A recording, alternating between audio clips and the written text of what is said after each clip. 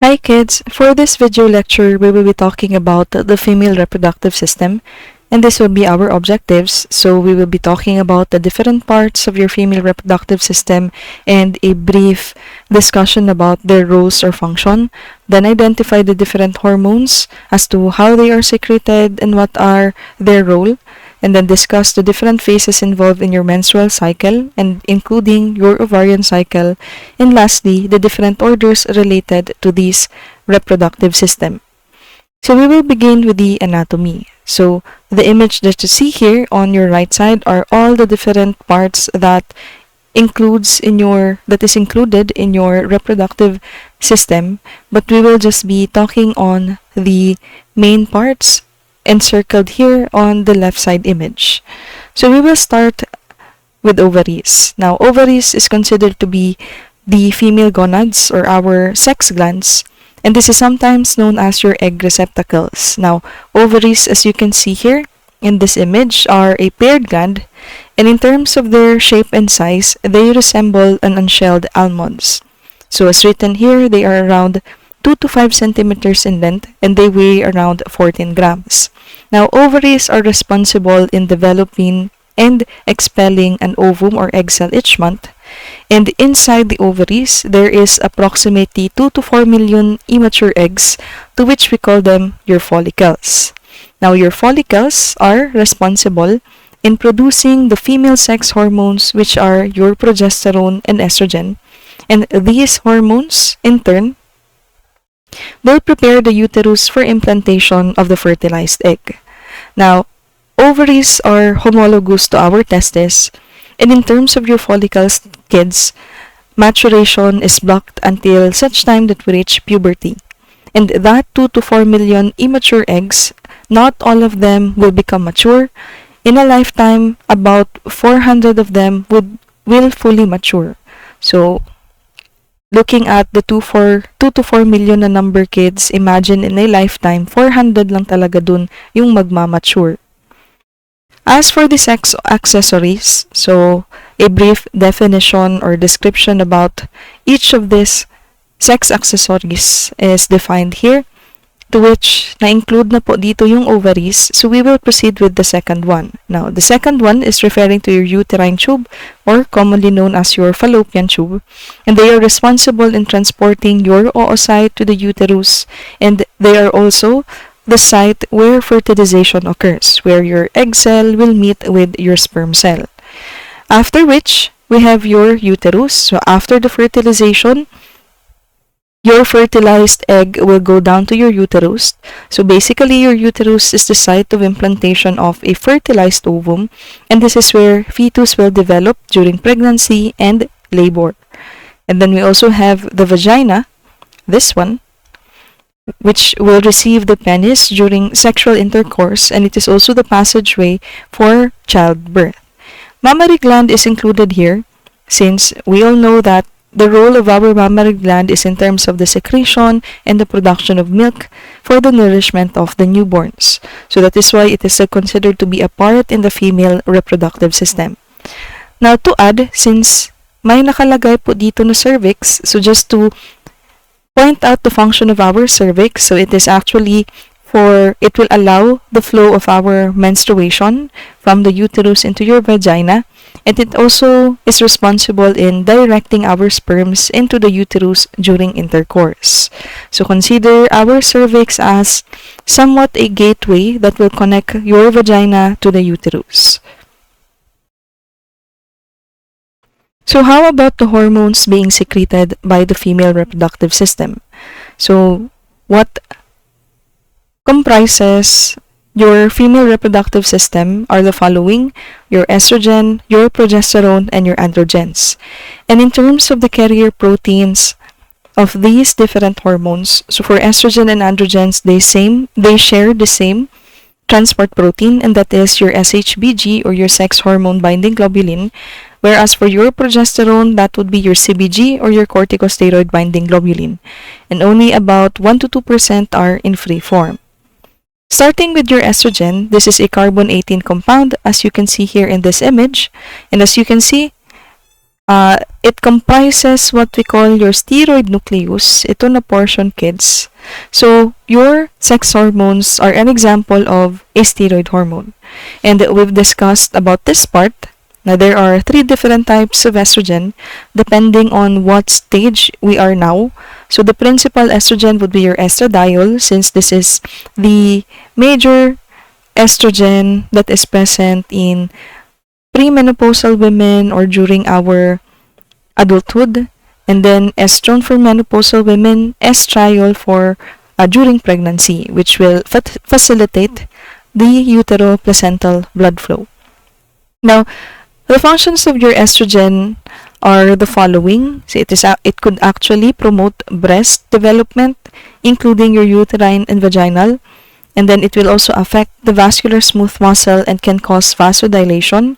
It also increases vaginal lubrication, and it inhibits what we call your bone resorption. So that is why there is really a direct relationship between our between menopausal and osteoporosis.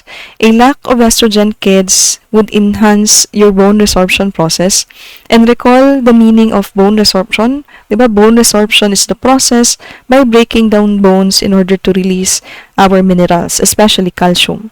So since estrogen is already diminished during menopausal stage, then your bone resorption process would now increase. These are also other functions of your estrogen. So, if you noticed, grabe ka wide sa function sa estrogen. In fact, we've been mentioning about the role of estrogen even in our other endocrine glands. Like for example, sa inyuhang thyroid. So, somewhat affected po inyuhang thyroid pag na-increase na estrogen. So, kana sila.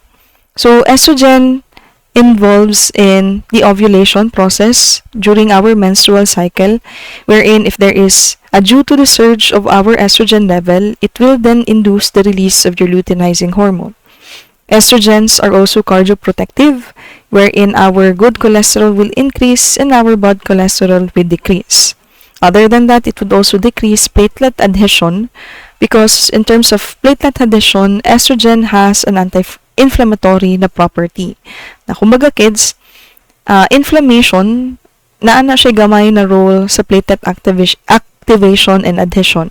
So what our estrogen would do is to decrease platelet adhesion to reduce also inflammation.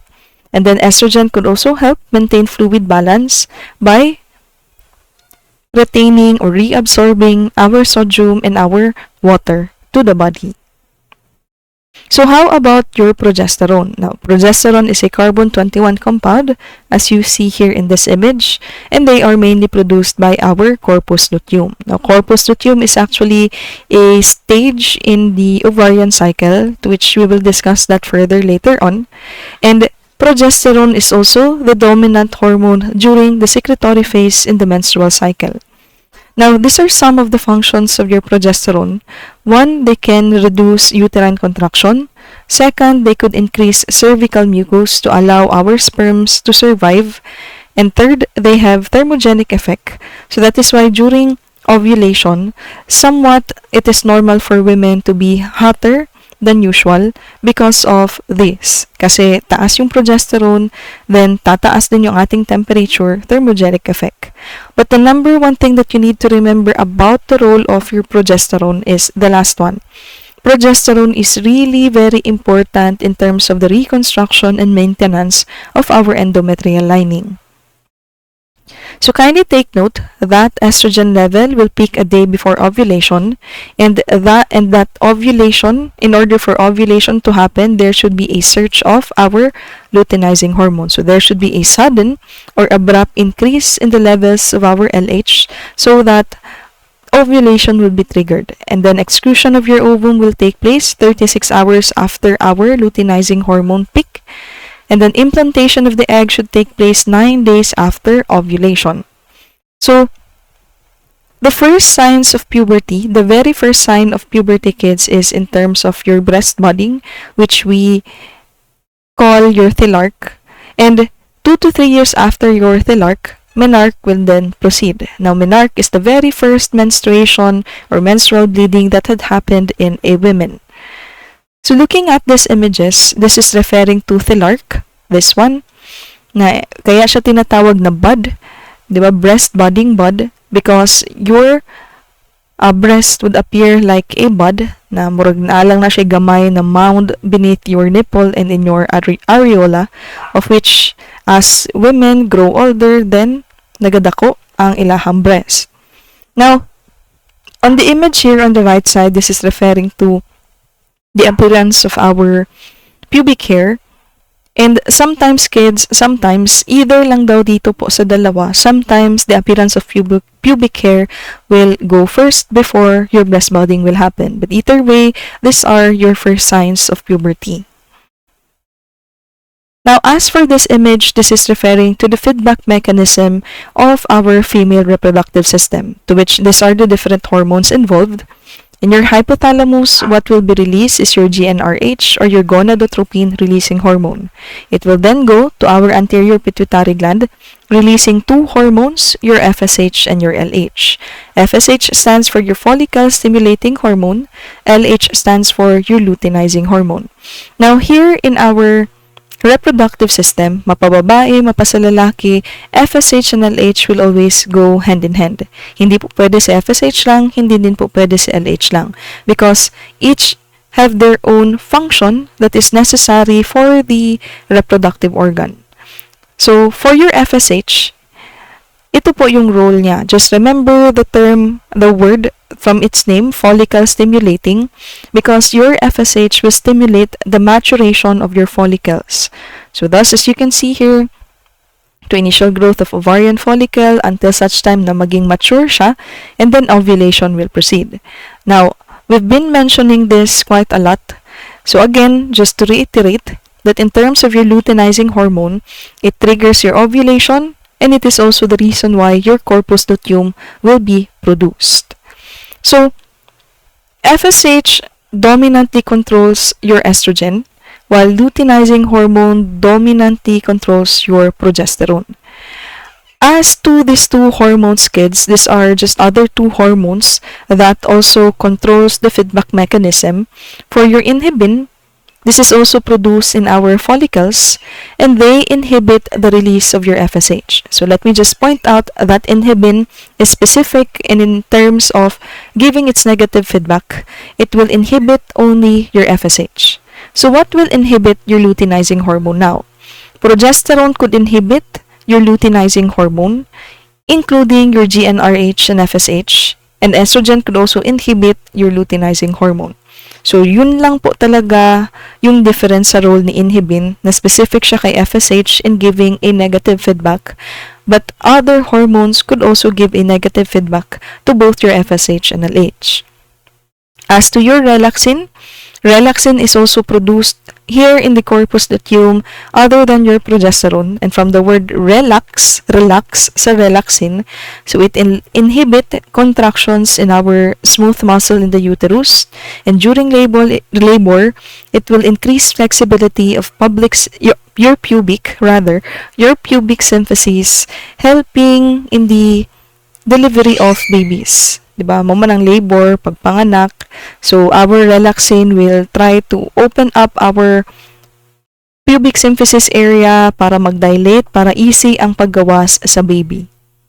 So, yun yung overall feedback mechanism natin, kids. And always remember the roles of your FSH and LH.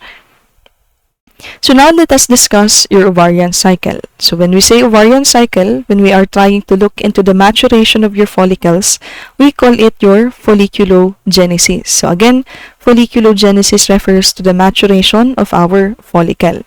And take note, kids, that in every follicle, it will only contain one egg cell or oocyte.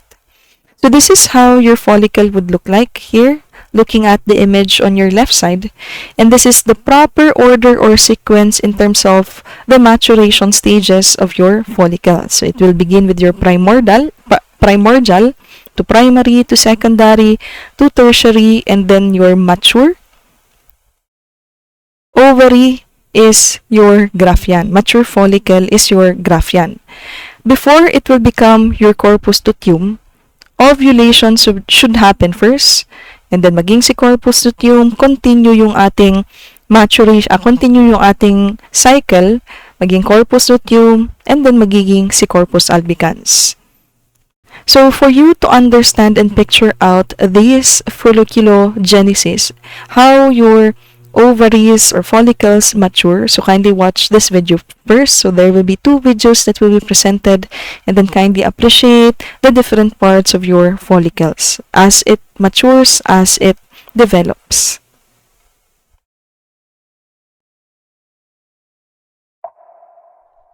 Now, let's get a closer look. The internal female reproductive organs consist of the ovaries, uterine or fallopian tubes, uterus, and vagina. The ovaries are almond-shaped structures that produce steroid hormones like estrogen and progesterone, as well as the female gametes or oocytes. Each ovary is typically about 3 centimeters long, 1.5 centimeters wide, and 1 centimeter thick, with a thin outer capsule. The capsule is made up of a thin layer of simple cuboidal epithelium that's only 1 cell thick, and an underlying dense layer of connective tissue called the tunica albuginea. The majority of the ovary consists of the cortex, which is the outer region where the oocytes and ovarian follicles develop. Ovarian follicles are the fluid-filled structures that each contain an oocyte. The cortex of the ovary has highly cellular connective tissue in comparison to the inner region of the ovaries called the medulla, which consists mostly of loose fibroelastic connective tissue with many large tortuous blood vessels, lymphatic vessels, and nerve fibers. Alright, let's take a closer look at the cortex. The primordial follicles are the follicles found in the outer cortex that develop during fetal life. At this stage, they actually stop developing, which is called arrested development, and they stay this way until they're needed for ovulation. The primary oocyte is the large round cell that makes up the majority of each primordial follicle. The primary oocytes have a prominent nucleus and a diameter that's about 25 to 30 micrometers. The outermost layer of the primordial follicles is a single layer of flattened follicular cells, which are pregranulosa cells. The zona pellucida is a very thin, pink or eosinophilic layer of glycoproteins that sits between the primary oocyte and the outer follicular cells.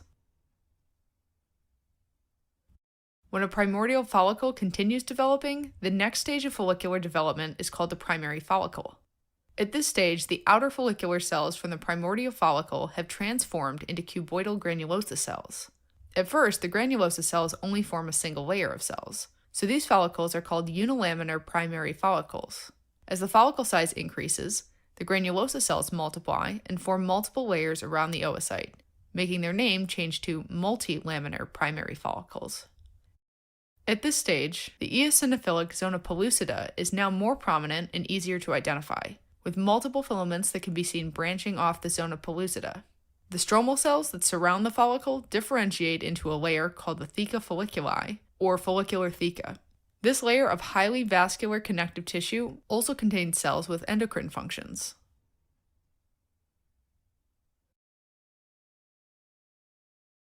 The next stage of follicular development after the primary follicle is called the secondary or antral follicle. This stage can be identified by the formation of an antrum, which is a fluid-filled cavity that increases in size as the follicle matures and is formed within the granulosa layer. The granulosa cells will continue to proliferate and form a few structures like the corona radiata, which surrounds the zona pellucida and oocyte. The cumulus oophorus is also formed by granulosa cells, and it anchors the corona radiata, zona pellucida, and oocyte to the stratum granulosum. The stratum granulosum is the inner wall of the follicle that consists of the remaining granulosa cells.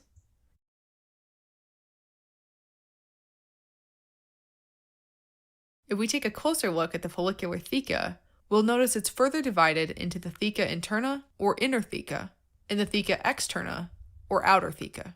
The theca interna is more vascular and also consists of cells that secrete androstenedione, which is converted to estrogen by nearby granulosa cells. The theca externa is a more fibrous layer that also contains smooth muscle cells. The outer border of this layer will gradually merge with the surrounding stroma.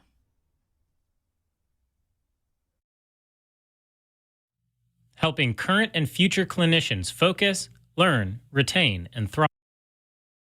Okay, so let us watch the next video and then we will discuss each of the stages further later on. A primordial follicle consists of an oocyte surrounded by a single layer of squamous granulosa cells. A primordial follicle becomes a primary follicle as the granulosa cells become enlarged and cuboidal. The primary follicle enlarges and the granulosa cells form more than one layer. The zona pellucida forms around the oocyte. The structure is called a secondary follicle when fluid-filled vesicles develop among the granulosa cells and a well-developed capsule, or theca, becomes apparent around the granulosa cells. The theca possesses internal and external layers. The structure is called a mature follicle when the fluid-filled vesicles form a single antrum. At full maturity, the oocyte is located in the cumulus mass. During ovulation, the oocyte is released from the follicle, along with some surrounding granulosa cells of the cumulus mass, called the corona radiata. Following ovulation, the granulosa cells divide rapidly and enlarge to form the yellow corpus luteum. When the corpus luteum degenerates, it forms the white corpus albicans.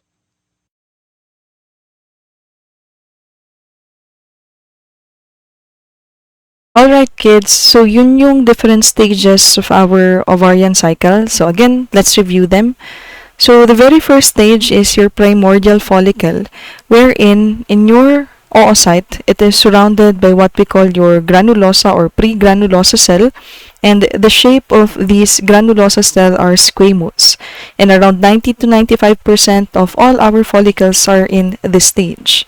And then the next, it will become your primary follicle, wherein your granulosa cell will become cuboidal in shape, to which it will then become your secondary follicle, and you'll get to observe secondary follicle wherein there are already several layers of your granulosa. There will also be appearance of your theca cells. And remember that in terms of your theca cells, diba, it is divided into two. You have your theca interna and your theca externa. So from the word externa, your theca externa is on the outermost portion of our follicle, somewhat almost the same or attaching to your capsule, while your theca interna is just right beside your granulosa cell. And then other than that, here in your secondary follicle, that is your zona pellucida will also start appearing, and zona pellucida is the zone that surrounds your oocyte. So as stated in the video, kids, diba, it is a glycoprotein made of the basement membrane encircling your oocyte, and zona pellucida is actually somewhat protecting our oocyte during the development, and it also regulates interaction between your egg and your sperm cell later on. Now, secondary follicle will then become your tertiary follicle, and here your antrum will start to appear. So, kumbaga, in your granulosa cell area, may makikita na po tayo na nagde-develop na mga fluid-filled na mga spaces. We call that your antrum. And your Graafian follicle, which is considered to be our mature na follicle, very obvious since the antrum that is present in the structure is very large and very evident na somewhat puro na lang yun antrum. And your oocyte, as it matures, pinupush siya papunta dun sa pinaka-cornermost na area that is in preparation for its release. And then other than looking at the enlarged antrum, there will also be a formation of your cumulus oopharus and including your corona radiata. So we'll explain further the roles of cumulus oopharus and corona radiata later on the next slides. So looking at our different stages, ayan, primordial, squamous, primary, cuboidal, secondary, several layers, and then there is presence of your theca cell. And then on your tertiary, there is already the presence of fluid-filled spaces. Nagsastart na yung antrum nyo mag-appear. And this is how large your antrum would be here in your Graafian follicle, which is our most mature or pinaka-mature na follicle. And let me just point out, kids, that as your follicles mature, nag-i-increase din yung number nung concentration ni estrogen. And in terms of its location in your ovaries, habang nagmamature yung follicle, it is also going near to the very side of your ovaries, again in preparation for ovulation. So, may image lang din po tayo later na ipapakita para mas ma-imagine nyo yung sinasabi ko na pupunta sa side. So, in these images, I would just like to point out where your corona radiata is and your cumulus ovorus. So here under the microscope, what surrounds your oocyte, consider that your corona radiata. What connects your corona radiata to your granulosa cell in this portion, that is your cumulus ovorus. So what are the roles of these two? For corona radiata, kids, it will provide protection and nourishment to the ovum, and it will act as initial barrier that your sperm must penetrate during fertilization. Remember, as pointed out in the video, nun sa second vid, na once i-release yung ating oocyte, your corona radiata will remain because that will be one of the barriers that your sperm must penetrate in order to go inside your egg cell and fertilize your egg cell. As for your cumulus oovorus, it will provide structural support and it will facilitate communication between the egg and the surrounding cells. So basically, the cells that it is referring to are your granulosa and your theca cells. So that is all of the different stages here in our folliculogenesis. So try to look at our different follicular stages here. So ito yung sinasabi ko, kids, na as it matures, pumupunta siya sa pinaka-cornermost area ng ating ovary para easy ang pag-release ng ating oocyte. And here, as you can see, once your oocyte is released, corona radiata will still remain surrounding your egg cell. Then after ovulation, again, saka pa ma-form yung ating corpus luteum and lastly, your corpus albicans. And diba, dun sa discussion natin about progesterone, most of your progesterones are produced in this stage of your follicle. But before explaining what corpus luteum and albicans are, let me explain ovulation first. Now again, ovulation happens when there is LH surge or LH peak. And that your ovulation refers to the release of your oocyte from your follicles. So as you can see here in this image, once your egg cell is released, it will be picked up by your fimbriae. So this is actually your fimbriae. It is the finger-like structure at the end portion of your fallopian tube. So i-pick up siya. And then your egg cell will be transported to the ampulla of your fallopian tube. So this is your ampulla na area. So your egg cell will remain in the ampulla of your fallopian tube until such time that it will be fertilized. So kaya nga there is a tendency na magkaka-ectopic pregnancy talaga yung women, because when we say ectopic pregnancy, 'di ba, yung developing fetus dun siya, hindi siya sa uterus nagde-develop or nag-grow, sa other side siya, and usually ectopic pregnancy happens because nagsistay dito sa fallopian tube yung ating fertilized na egg. Wherein supposed to be ang mangyayari, by the time it will be fertilized, ito as stated here, if fertilization happens, your zygote will only reside in the ampulla for 72 hours, after which it will descend, it will go down to your uterus, and then proceed with the implantation. So floats in the uterus for 2 to 3 days before attaching it to your endometrial lining. So endometrial lining is very important, kids, because then again, that is where our fertilized egg will attach, and that is what we call implantation, and then until such time na mag-grow. So very prone to miscarriages if hindi, ito yung sinasabi nila na kanang dili gani grabe mukapit ang bata. So dito, diri na siya na portion sa inyuhang implantation sa iyahang sa atong attachment sa endometrium. Now, the image that you see here is an actual image during ovulation process. Diba, this is your ovary, itong white na portion sa may background. This is your follicle. So basically, this is your Graafian follicle going or protruding sa pinaka corner or sa pinaka-side na area ng ovary nyo in preparation sa pag-release ng egg nyo. So, ganito pala yung itsura ng egg cell. Very small. So now, since ovulation is already done, there is already a release in your egg, then corpus luteum will now be produced.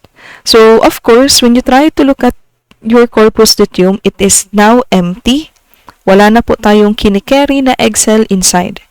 Corpus luteum is considered to be a remnant pertaining to the empty na inner portion of your follicle.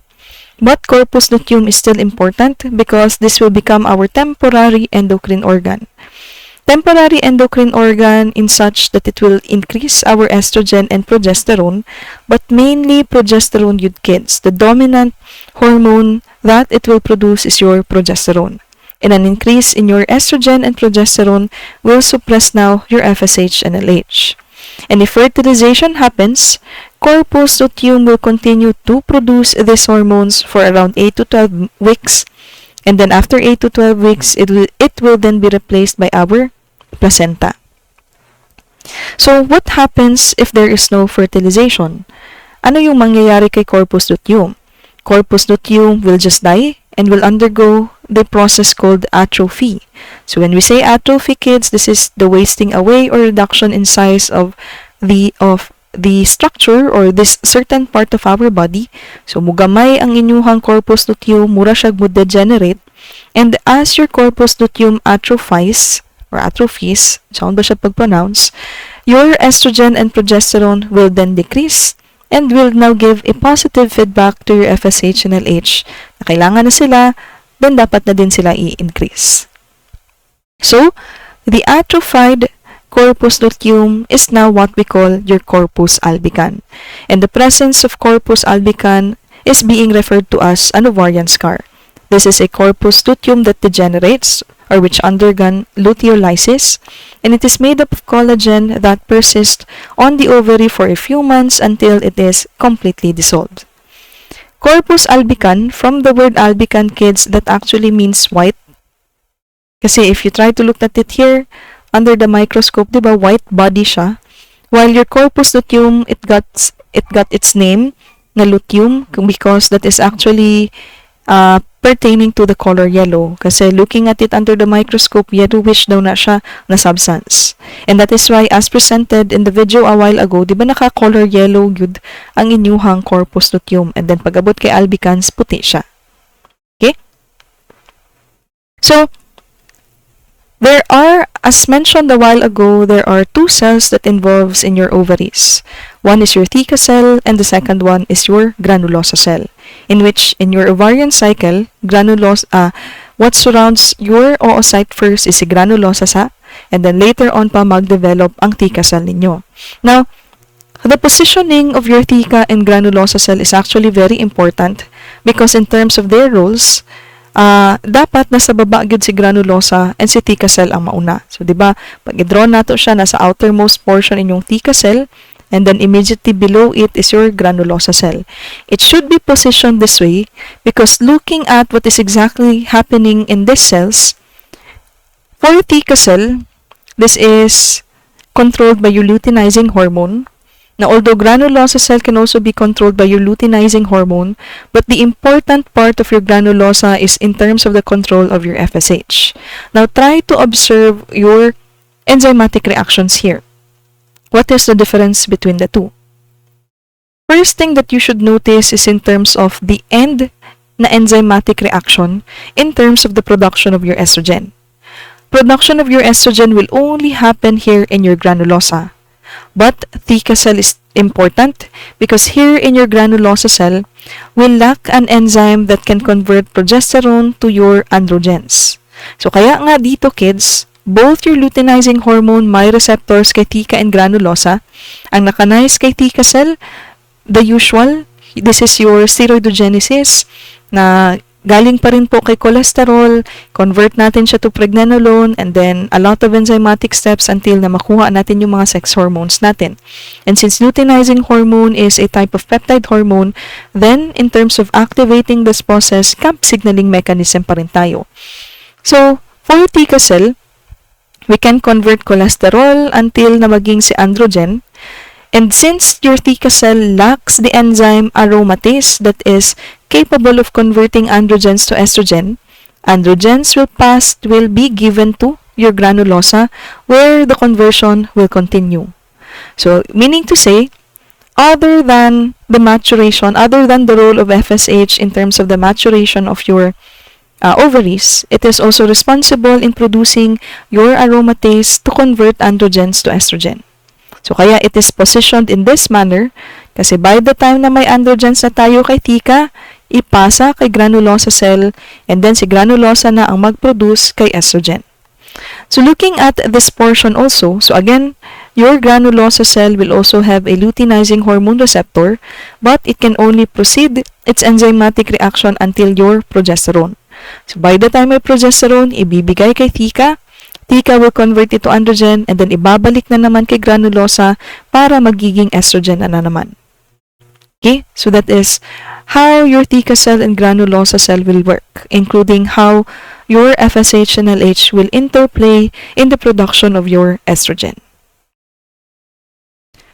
So now we have your uterine wall because one important area here in your uterine wall is your endometrium. Now, uterine wall is divided into three parts or three layers. You have your perimetrium, myometrium, and your endometrium. The outermost layer is your perimetrium. Ayan, outermost. Yung nasa middle is your myo. And the innermost lining of your uterine wall is your endometrium. And take note, kids, what is being removed and then reconstructed in the menstrual cycle is this portion, your endometrium. So thus, it is near your cavity, para by the time it will be removed, then easy lang ang pag-release, and then menstruation will happen. But in your endometrial lining, in your endometrium, it is divided pa into different zones. So you have your functional zone here, and you have your basal or your basilar na zone. So the question here now, what is being removed during menstruation? So that would be your functional zone.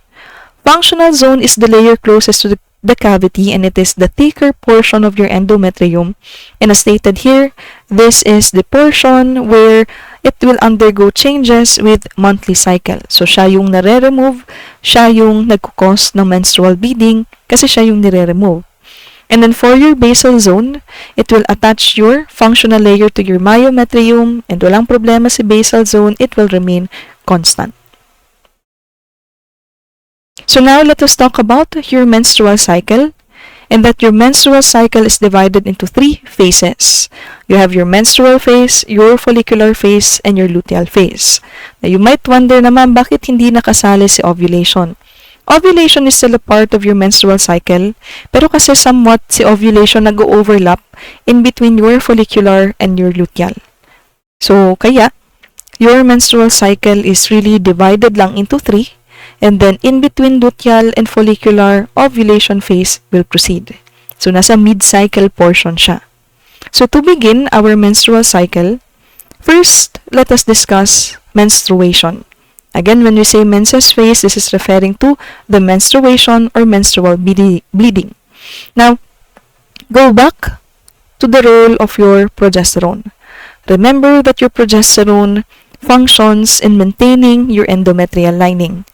Now, if there is no fertilized egg, it will influence a drop in your estrogen and progesterone.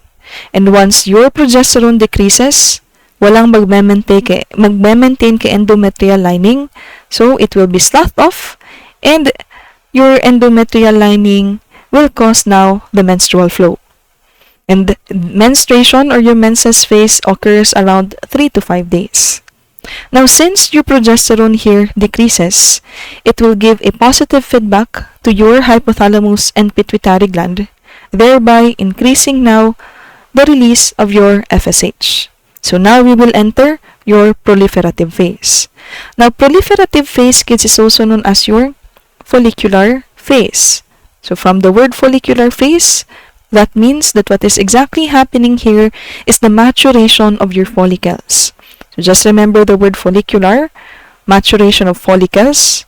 And sino ba yung may role sa maturation ni follicles? That is your FSH, your follicle stimulating hormone. So, FSH will be released, will stimulate the maturation of your ovum, and then by the time mahimo na siyang sigrafyan, ovulation now will then proceed. Now, remember what I have mentioned a while ago. As your follicles mature, your estrogen level also increases. And by the time na nagiging Graafian follicle na siya, there is already a very high concentration of estrogen that will promote also the release of your luteinizing hormone. High levels of estrogen from almost mature follicle will stimulate the release of your luteinizing hormone, and that release of luteinizing hormone is now what we call your LH surge. Kumbaga, parang muratag mag-signal ana kay luteinizing hormone i-abrupt pud ang iyahang concentration. LH surge, itaas nato og taman ang concentration ni LH para ma-release ang inyuhang egg cell in a burst-like motion. So, yun yung sinasabi ko na somewhat nasa in-between na phase si ovulation. So, near the end of this phase, the release of your LH increases, causing a sudden burst-like release of your ovum, which we now call ovulation. So, yung antrum or fluid-filled na spaces dun sa ating follicle, kids, actually, we could say na somewhat yung content ng antrum is your estrogen. Kasi, syempre, thika and then granulosa gagawa ng estrogen. So, dito sana siya murag stay kadali sa inyuhang antrum. And then, kung nanay taas na kayo na concentration, signal dayon for LH surge. So, since ovulation already happened, di ba, what is the next follicular stage or what will happen now to your Graafian follicle that had burst? Yung nag-burst na. Di ba? It will then become your corpus luteum, entering now our third phase, which is your secretory phase. Secretory phase is also known as your luteal phase. So, just remember the word luteal, referring to your corpus luteum. And remember that the dominant hormone that is being secreted by your corpus luteum is your progesterone. So, high levels of LH will cause your empty Graafian follicle to develop into corpus luteum. Corpus luteum will then release progesterone, and the release of your progesterone, kids, will then increase, reconstructing your endometrial lining. So, ang mangyayari, your corpus luteum will wait for around 12 to 14 days, waiting for it to be fertilized. If after 12 to 14 days, your egg is not fertilized, your corpus luteum will die, and once your corpus luteum will die, your progesterone will now decrease. And then, pag-decrease ni progesterone, balik na sa atuan na dayong menses phase. Diba? Pag mag-drop si progesterone, walay mag-maintain kay endometrial, so mas not off, menstrual bleeding will then happen again. So, that is your overall menstrual cycle. So, here in this slide, this is just to point out kung ano ang nangyayari sa endometrial lining nyo specifically. So, here in your proliferative phase, there is hinay-hinay na pag-rebuild sa inyuhang endometrium so that by the time na naanata kay secretory phase, your endometrial lining is already thick enough in preparation for implantation. And then, after how many days? After 12 to 14 days, if hindi ma-fertilize egg, your corpus luteum will die, and then balik na naman tayo kay menstrual cycle because your corpus luteum died, then your progesterone will drop, and then ma-remove na naman ulit yung endometrium as referred here in this image. So, during menstrual cycle, ma-remove, balik na naman tayo sa pag-reconstruct, and then again, this is a cycle. So, to summarize everything, kids, para ma-picture out ang yun ninyo ang whole whole level, what is happening sa mga levels or concentrations sa taga-phase. So, I place a blank na slide here para magsulat-sulat ko, kids. So, again, in your menses phase, what happens here is there is a drop in your progesterone. A drop in your progesterone would mean na walang mag-maintain kay endometrial lining, thus endometrium ma-remove, which is equivalent now to your menstruation. Now, this drop in your progesterone will give a positive feedback, releasing now your FSH and your LH. Entering now our second phase, na si proliferative or si follicular phase. An increase in your FSH will trigger the maturation of your follicles. As your follicles mature, there is also an increase in your estrogen hormone, and an increase in your estrogen hormone will trigger the increase in your luteinizing hormone, which we term LH surge. And this LH surge will now cause your ovulation. So here in our ovulation, there is a release in your egg cell, and what will remain is now your corpus luteum. Now, itong corpus luteum natin is the beginning of our third phase, which is your secretory, or otherwise known as your luteal phase. Now, here in your corpus luteum, being our temporary endocrine organ, thus predominantly it will increase your progesterone, rebuilding and reconstructing your endometrial lining. It will wait for around 12 to 14 days na ma-fertilize yung egg. And if ever walang fertilization,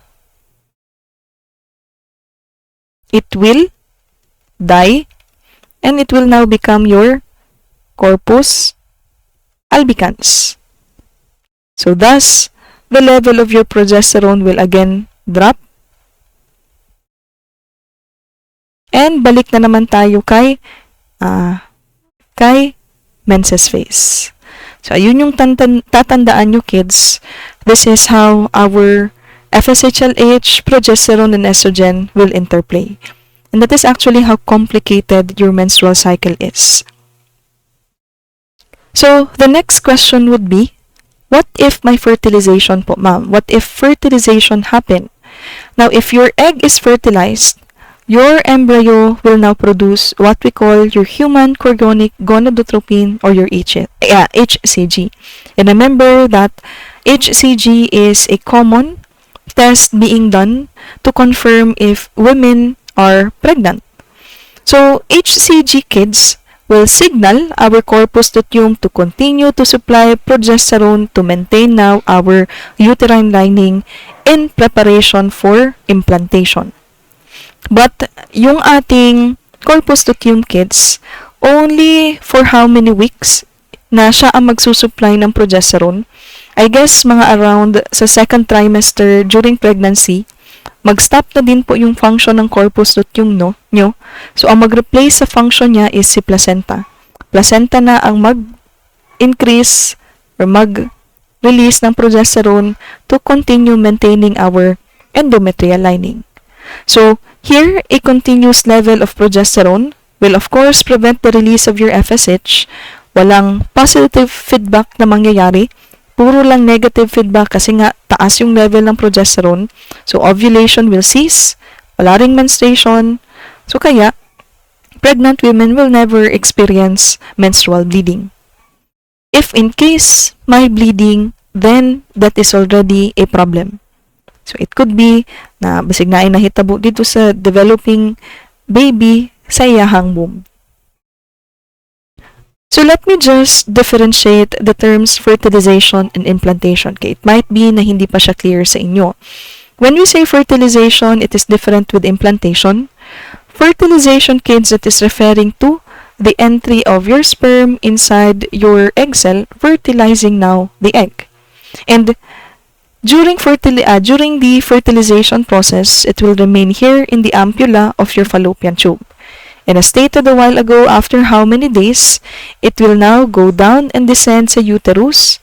And then, magstay na siya sa uterus for how many days. And then after some time, your fertilized egg will then attach in the endometrial lining, and that is what we call implantation. So, yun yung difference. Fertilization, yung pag-meet ni sperm cell and ni egg cell. Implantation, yung pag-attach ng fertilized egg sa endometrial lining. So that is why very important talaga yung role ni progesterone, kids. Because if hindi ma-maintain yung endometrial lining, sumuna siya ka ng ginaingon gani sa mga Bisaya na awa ni kapit og tarong ang bata. Katuto siya. Ang problem is naa sa implantation.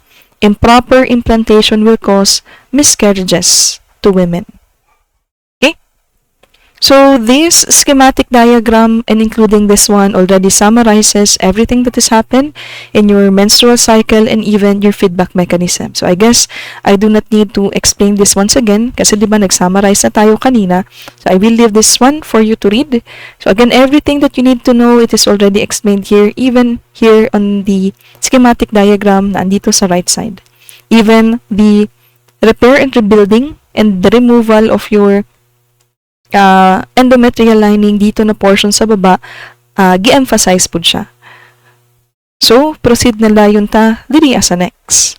Now, the graph that you see here on top is referring to the changes in our temperature, and that our temperature, our basal temperature is affected depending also on what hormone is increased in our body.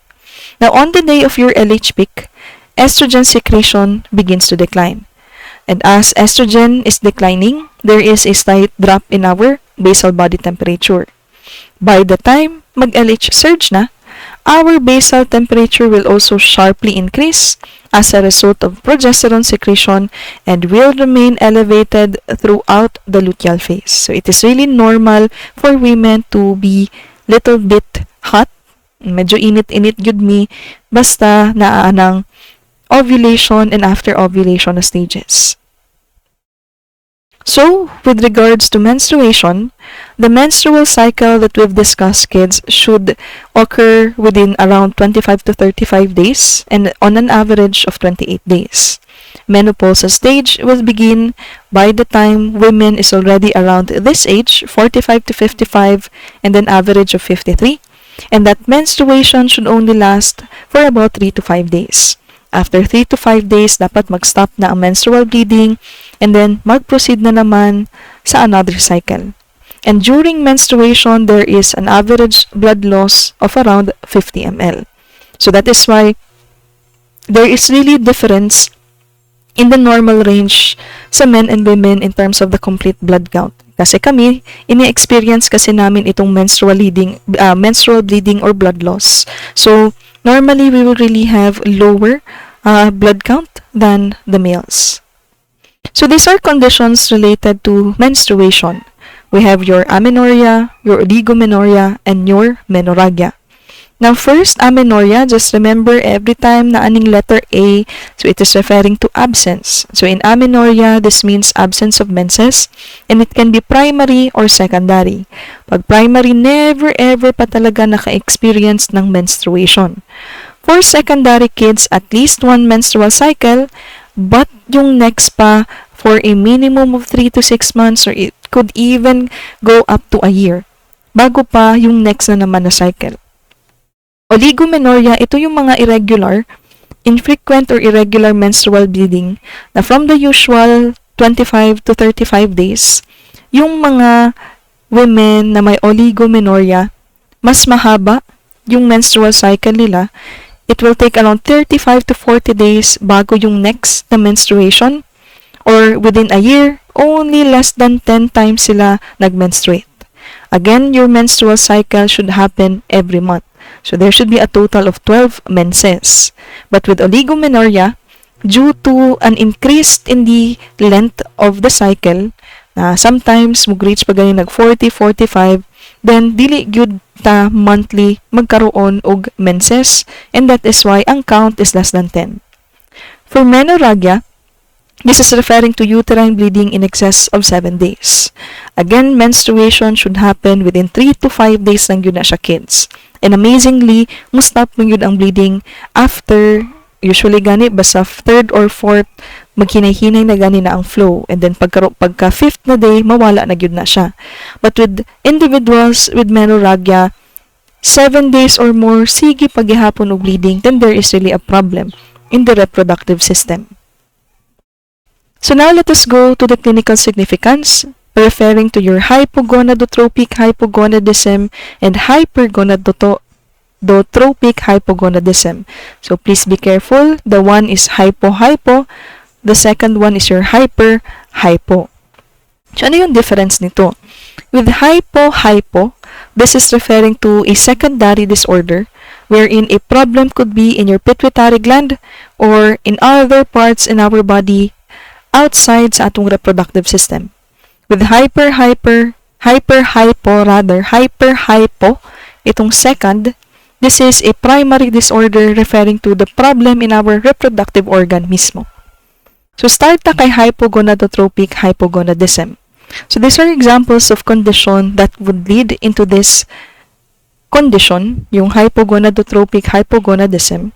So one, if there is severe weight loss, especially if it is associated with anorexia nervosa, then there will be disruption in our normal gonadotropin-releasing hormone secretion and amenorrhea is expected. And usually, ang amenorrhea diri kids is secondary.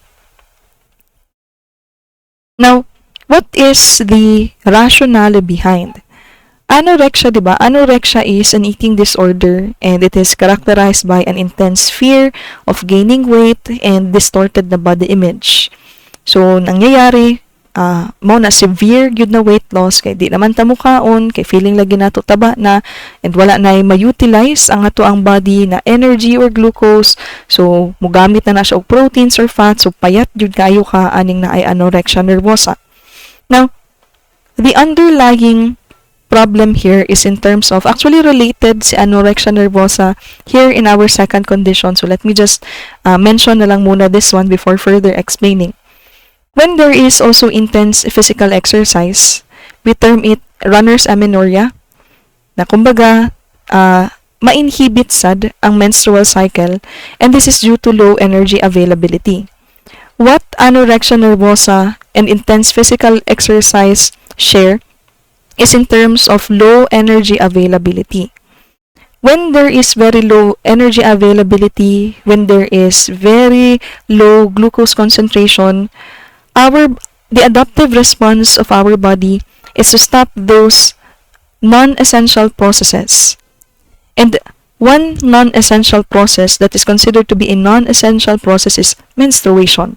Hindi naman gyud kaya sa ato ang body na mag-menstruate pa kay i-concentrate ang mga available na ATPs sa kung unsa man ang available, ang unsa man ang mas importante na mga function sa body, then menstruation ceases. Okay? Then again, your hypo-hypo is an example of a secondary disorder. So this could happen if there is presence of pituitary tumor and including prolactinoma. Remember our discussion about prolactin. Now, once may release kay prolactin, there will be milk production. And that breastfeeding is a natural na contraceptive because prolactin lowers down your FSH and LH, including your GnRH. Now, a decrease in your FSH and LH will cause your menstruation or your menstrual cycle in general na somehow ma-delay. But if may prolactinoma kids, totally ma-inhibit ni sila. So, walay FSH-LH, walay GnRH. So, hypogonadotropic hypogonadism will happen. Next, now we discuss about your hyper. And an example here would be your menopause.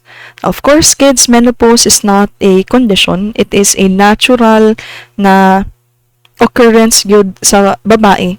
Especially when they reach this age, 40 to 50 or as stated a while ago, 45 to 55, basta ang average is naa sa 53.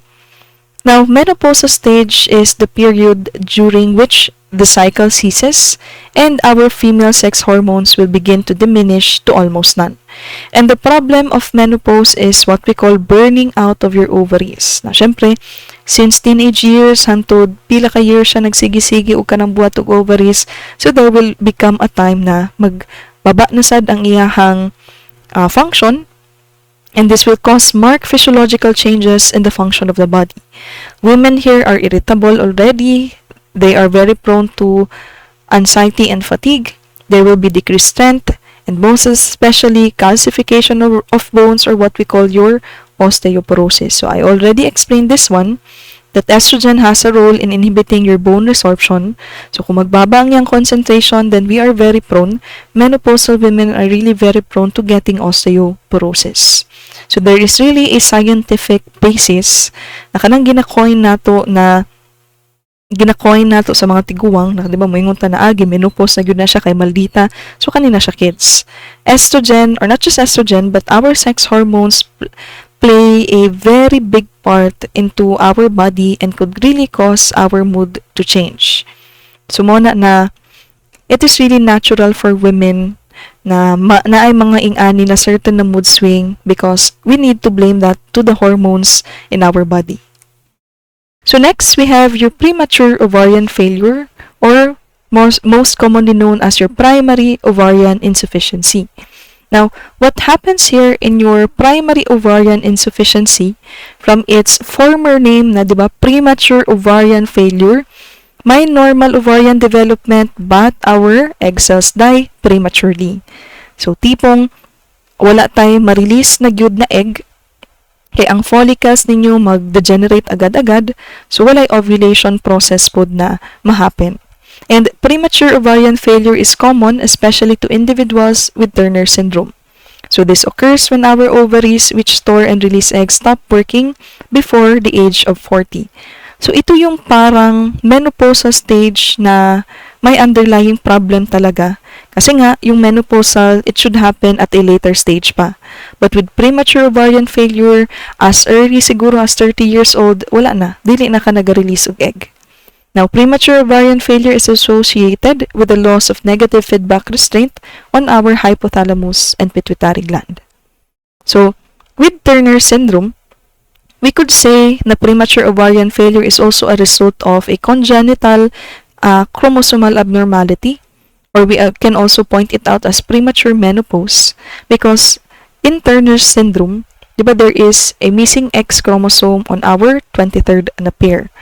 Diba, paired biya na ang ato ang mga chromosomes. And here, since there is a missing X chromosome, thus there is no proper secondary sex characteristics na development.